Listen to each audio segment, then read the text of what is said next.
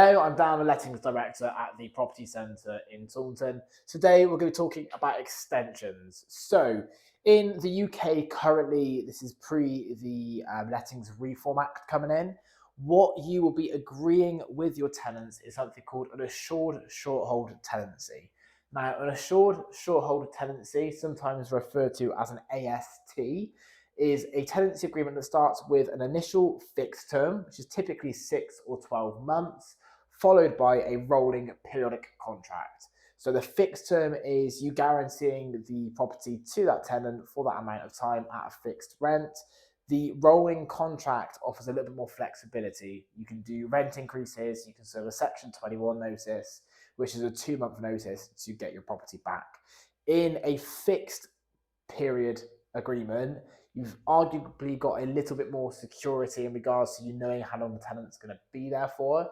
There's a lot less flexibility. You can't serve a Section 21, it has to be a Section 8, which is a much longer, usually more expensive process because there's things that you have to prove, and you can't increase the rent. So that's the difference between a fixed and a rolling contract. What will often happen is at the end of the fixed term, you'll get a phone call from your letting agent asking if you want to extend for another fixed term, whether you want the contract to go into a rolling contract. Here are some things to think about when making that decision. Firstly, be very wary as to how the agent asks you. It's something they will charge you for typically, or a lot of the time at least. If it's a corporate agent, oftentimes they will be targeted on how many extensions they can achieve, how many landlords they can get to extend. So there's going to be an invested interest for them to get you to extend. It was oftentimes a very scripted situation. So they'd call the tenant and say, look, do you want to move out or do you want to extend? They wouldn't even talk about the benefits of a rolling periodic contract. It would almost be those two options. Now, given those two options, a lot of tenants would say, well, I don't want to move out, I want to extend.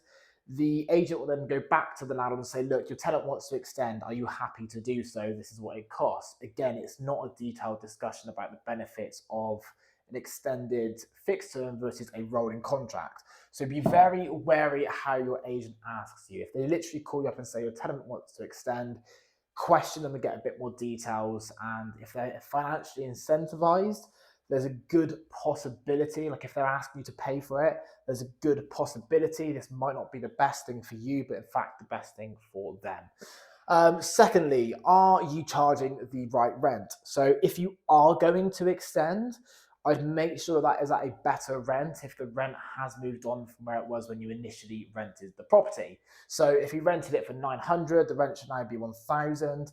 I would probably do a rent increase or meet somewhere in the middle before doing an increase. If it's looking like rents are absolutely soaring and going up, you might want to be careful about how long you look to extend for, because you're not going to be able to do another rent increase throughout that extended period. This is probably the most important question you should ask yourself before extending a tenancy agreement. And that is, on a scale of 1 to 10, how happy are you with how that tenancy is going? If your tenants are amazing, they're keeping the property absolutely immaculate. The property visits have been amazing. They've never missed rent. They've helped out with things. Like, they're the dream tenants. If it's a 10 out of 10, you're really, really happy with them, then by all means extend the agreement. If that's something the tenants really want, if they are really happy in your property, they've been fantastic tenants, they want the security of knowing they've definitely got another year or 2 years or maybe even a 3-year contract, and you are over the moon with those tenants, then yes, I would consider extending it if that's what you wanted to do for security. However, anything less than 10, I think the disadvantages of being in a fixed term contract in the current climate that we are in far outweigh the advantages. So, do you have any plans to sell in the next 12 months? It's a lot more difficult to get the property back if you're in a fixed term as opposed to a rolling contract, because it's a different notice that you have to serve. So if you have any plans to sell in the next 12 months, do not extend the contract. Ultimately, we're in a market where the competition for properties from tenants is through the roof. Letting a property at the moment isn't too difficult. The rents are typically going up, and there's typically competition for every single property that comes to the market. We're also in an environment where getting your property back from a tenant is very, very difficult. There's a backlog of court cases, it's expensive to go to court. On average, it's a 22-week wait for a eviction notice from the courts. Now, that process is going to be prolonged, made more expensive, and generally made a lot harder if you're trying to get a tenant out of the property in a fixed term. So why take the risk? I've had tenancy agreements that have the fixed term have come to an end and it's gone into a rolling periodic contract, and the tenant and landlord have stayed letting the property for another 10 years. It's gone on for a long, long time. There's nothing stopping a rolling contract rolling indefinitely. So there are a lot of disadvantages to renewing a contract that I believe, for the most part, far outweigh the advantages of doing so.